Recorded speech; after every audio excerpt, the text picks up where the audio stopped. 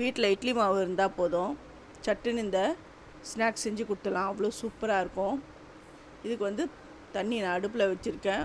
உப்பு அப்புறம் எண்ணெய் ஒரு அரை குழிக்கரண்டி நான் சேர்த்துட்டேன். இந்த உப்பு கரையிட்டோம், அதனால் கலந்து விடுறேன். தண்ணி அடுப்பில் வச்சுருக்கேன், அடுப்பு ஆனில் தான் இருக்குது.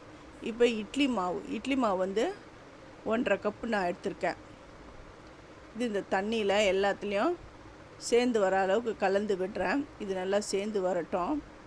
இப்போ சேர்ந்து வந்துடுது. இப்போ அரை கப்பு அரிசி மாவு, வீட்லேயே அரைச்ச அரிசி மாவை நான் சேர்க்குறேன். சேர்த்துட்டு இந்த அரிசி இந்த மாவோடு கலந்து வரணும். இந்த கட்டிகள்லாம் இல்லாமல் கலந்துக்கங்க. இது கட்டிலாம் படாது. கலரை ஒன்றா சேர்ந்து வந்துடும். இது எல்லாமே நல்லா கலந்து விடுறேன். கொஞ்சமாக நான் அரை ஸ்பூன் எண்ணெய் விடுறதுனால அது கடாயெல்லாம் ஒட்டலை.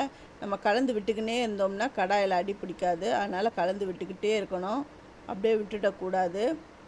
இது எல்லாமே ஒன்று சேர்ந்து திக்கான ஒரு பதத்துக்கு வந்துடுது. இப்போ நான் ஸ்டவ்வை ஆஃப் பண்ணிடுறேன்.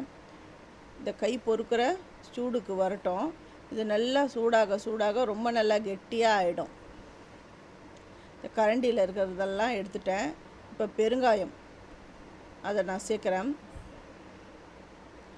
கட் பண்ணி வச்சுருக்கிற வெங்காயம், பச்சை மிளகா, கருவேப்பிலை, அப்புறம் கொத்தமல்லி இதெல்லாம் சேர்த்துட்டு எல்லாம் ஒன்று சேர்ந்து வர அளவுக்கு நல்லா கலந்து விடணும். அடுப்பில் நான் சட்டி வச்சுருக்கேன், எண்ணெய் வச்சுருக்கிறேன். இது இந்த பாருங்கள், இதில் ஈஸியாக சட்டுன்னு வடை பண்ணிடலாம். ரொம்ப டேஸ்ட்டாகவும் இருக்கும். ஃபஸ்ட்டு என்னுடைய வீடியோவை பார்க்குறவங்க சப்ஸ்கிரைப் பண்ணலைன்னா சப்ஸ்கிரைப் பண்ணுங்கள். ஆல் என்ற ஆப்ஷனை தொடுங்க. அப்போ தான் நான் போகிற ஒரு வீடியோவுடைய நோட்டிஃபிகேஷனும் உங்களுக்கு காட்டும். உங்களுக்கு பிடிச்சிருந்தால் உங்கள் ஃப்ரெண்ட்ஸுக்கும் நீங்கள் ஷேர் பண்ணி விடுங்க, லைக் பண்ணுங்கள், அப்படியே ஹைப்பு கொடுங்க. எண்ணெய் காஞ்சிடுதான்னு பார்க்குறேன். ஒரு பிட்டு அப்படி கிள்ளி போட்டேன். இது நல்லா காஞ்சிடுது. போட்ட உடனே மேலே எழும்பி வருது. அப்போ எண்ணெய் நல்லா காஞ்சிடுது. இப்போது அந்த மாவை எடுத்து வடைகளாக தட்டி இந்த கடாயில் போடுறேன். இந்த கடாய் கொள்கிற அளவுக்கு நான் இந்த வடைகளை தட்டி போடுறேன். இதை சட்டுன்னு கடன்னு செஞ்சு கொடுத்துடணும். இது ரொம்ப லேட் பண்ணிங்கன்னா அந்த எண்ணெயெல்லாம் குடிச்சிடும். அதனால் அது செஞ்ச உடனே இதை செய்யும் பொழுதே அடுப்பில் சட்டியை வச்சுடுங்க. எல்லாமே கலந்த உடனே டக்குன்னு நம்ம வடை எடுத்து போட்டுடலாம். இது ஒரு பக்கம் செவந்த உடனே இன்னொரு பக்கம் திருப்பி போடணும். ஒரு பக்கம் செவந்துடுது. இது எல்லாத்தையும் நான் திருப்பி போட்டுடுறேன். வடைகளை போட்ட உடனே திருப்பி போடக்கூடாது, கொஞ்சம் பொறுத்து தான். அது ஒரு பக்கம் லைட்டாக செவந்து வந்த உடனே தான் அடுத்த பக்கம் நம்ம திருப்பி போடணும். இப்போ எல்லா வடையும் நல்லா செவந்து வந்துடுது. இப்போ நான் இதை எடுத்துட்டு வேறு ஒரு பாத்திரத்தில் நான் போடுறேன்.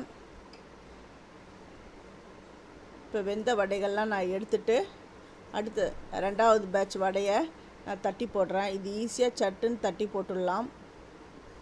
இந்த கையில் 2 கையிலையும் நல்லா தண்ணியை அப்ளை பண்ணிவிட்டு அந்த மாவு எடுத்து அப்படியே தட்டி போட்டுடுங்க. ரொம்ப ஈஸியாக தட்டி போட்டுடலாம்.